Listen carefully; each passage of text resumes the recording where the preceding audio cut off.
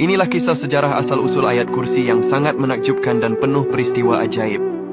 Di antara 6.000 lebih ayat Al-Quran, ada satu ayat yang berdiri di puncak keagungan. Ia bukan sekadar teks suci, melainkan sebuah pernyataan kekuasaan ilahi yang kekuatannya menggetarkan langit dan bumi.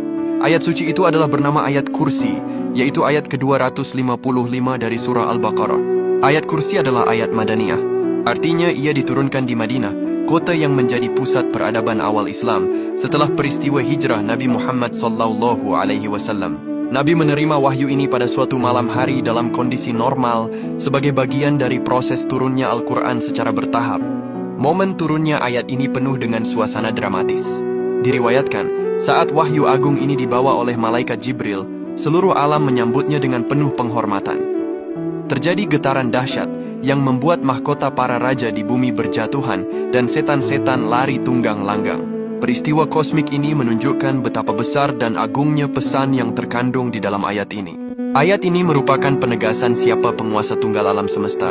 Keajaiban ayat kursi sering dikaitkan dengan perlindungan dari gangguan termasuk dari setan.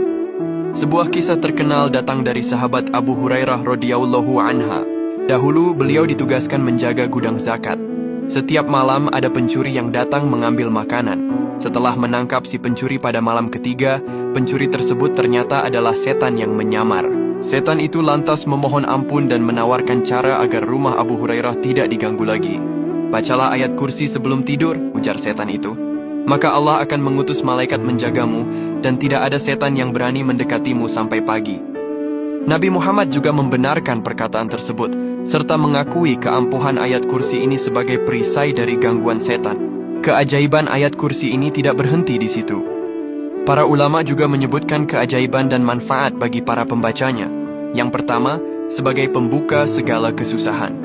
Ayat kursi adalah ayat yang diberkahi, yang dapat membukakan kesulitan, menyingkirkan bencana, dan menghilangkan kesedihan dengan cepat. Yang kedua, yaitu melancarkan rezeki. Secara rutin membaca ayat ini dipercaya dapat membuka pintu rezeki dan menghindarkan dari kemiskinan. Yang ketiga, yaitu sebagai perlindungan saat keluar rumah. Jika dibaca saat keluar rumah, Allah akan mengutus 70.000 malaikat untuk melindunginya dari segala arah. Manfaat yang keempat, yaitu sebagai tiket surga dan ketenangan jiwa. Rasulullah pernah bersabda, barang siapa membaca ayat kursi setiap selesai sholat fardu, maka tidak ada yang menghalanginya untuk masuk surga kecuali kematian. Manfaat yang kelima, yaitu sebagai tameng dari segala keburukan.